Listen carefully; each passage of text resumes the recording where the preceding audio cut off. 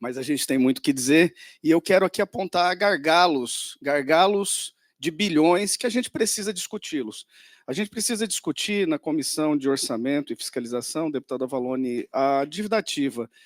É preciso debruçar sobre o relatório do Tribunal de Contas, que apontou que 1,3 bilhões da dívida ativa vem prescrevendo. Esse é um dinheiro fundamental para aplicação nas políticas públicas, nos concursos, na reposição inflacionária. 1,3 bilhões não é 2, nem 10, nem 100. São 1,3 bilhões de dívida prescrita. É preciso que a gente observe isso, inclusive saber quais são as empresas que tiveram dívidas de dezenas de bilhões prescritas e a razão dessa prescrição, e inclusive fazer um cruzamento de dados com doações eleitorais para ver se há algum tipo de coincidência.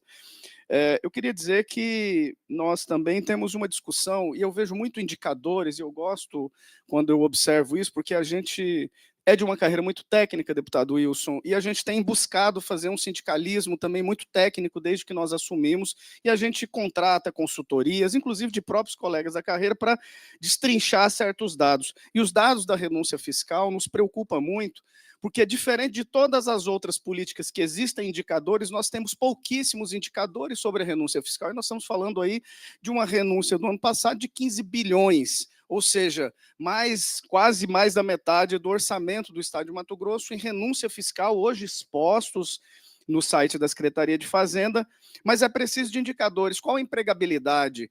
Qual o aumento de produtividade dessas empresas que detêm renúncia fiscal?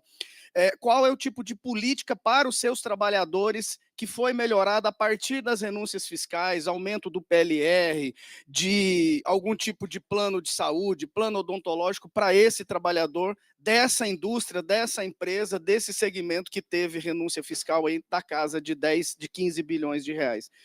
Nós precisamos fazer uma outra fala também, pegando um gancho na sua fala, Thiele, que é concurso público. Pela primeira vez na história, nós temos mais contratados e comissionados do que servidores de carreira. Isso, a princípio, parece economicidade, mas quando se observa sob o prisma da Previdência, isso vai ser um peso muito grande a longo prazo para o Estado de Mato Grosso, se a gente não começar a corrigir urgentemente os rumos dessa política de não fazer concurso público. Minha carreira tem um déficit de mais de 700 profissionais, sejam economistas como o Capistrano, sejam profissionais de TI como desse processo de transformação digital. A gente precisa muito desse profissional de carreira, porque são dados sensíveis, são dados estratégicos, não podem estar expostos nem com acesso ilimitado por qualquer servidor terceirizado. Então, é muito importante, e aí, sob o prisma da Previdência. Eu queria fazer uma outra fala, que é 4%, 4,5% previsto de reposição inflacionária para o ano de 2026, é ínfimo, perto das nossas perdas. E aí eu fico na dúvida se é uma política também inteligente não repor perdas inflacionárias. E aí eu vou dizer por quê. Se nós temos uma perda de cerca de 20% ao mês, numa folha de cerca de 800 milhões de reais, nós temos cerca de 160 milhões de reais que estão deixando de ir diretamente para o comércio. Se comércio é ICMS, é arrecadação de ICMS, nós estamos deixando de implementar no comércio cerca de 1 bilhão e 900 milhões de reais com o não pagamento da reposição inflacionária dessas perdas acumuladas aí que somam 19,53%.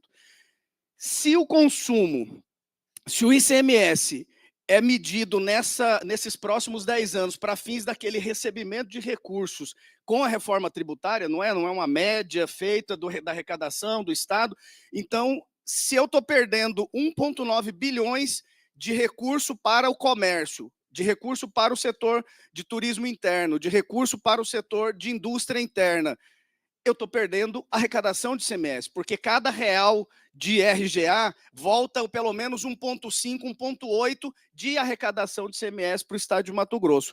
Então, também penso que, frente à reforma tributária, não parece-me uma política inteligente. Nós precisamos aumentar o que está previsto na LOA atual de 4,50 e poucos por cento, porque a perda é muito grande. E a perda advém do governo Mauro. 2020/21, 21/22, por conta da Lei Complementar 173, nós temos uma perda de mais de 10%.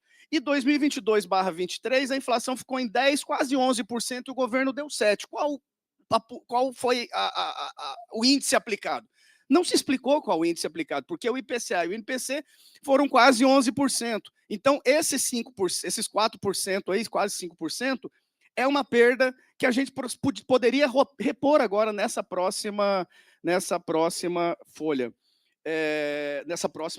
no próximo ano agora. Eu queria fazer uma outra, para finalizar, uma outra provocação, bem para encerrar minha fala. Pelo terceiro ano consecutivo,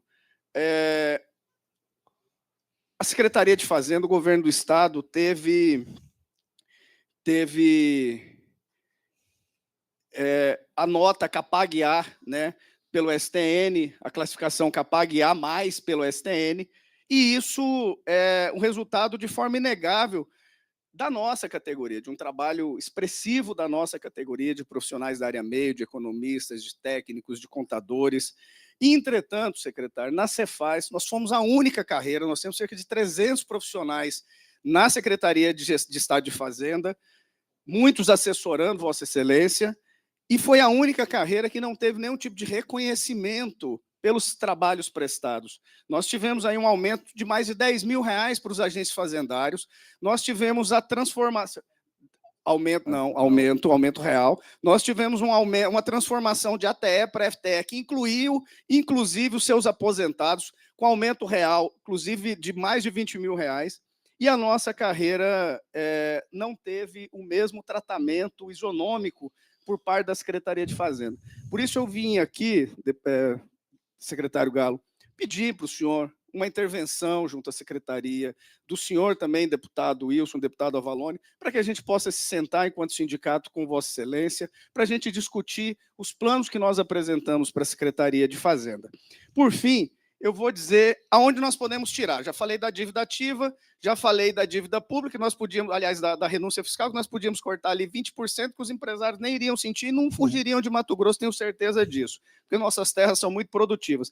Mas eu queria também falar de uma campanha nacional contra os supersalários. Porque quando se fala de serviço público, se pensa em supersalários, mas supersalários são só de 1% dos servidores de todos os poderes. E nós não podemos ser confundidos com quem detém supersalários, quem detém privilégios, inclusive inconstitucionais, que nós passaremos, a partir de agora, a denunciá-los publicamente, e inclusive entrar com ações de inconstitucionalidade contra privilégios de várias categorias que estão se beneficiando, enquanto a gente tem ficado à míngua, sem reposição inflacionária, e principalmente a minha carreira sem reconhecimento da Secretaria de Fazenda. Muito obrigado. Obrigado, Wagner. Eu quero só, antes de passar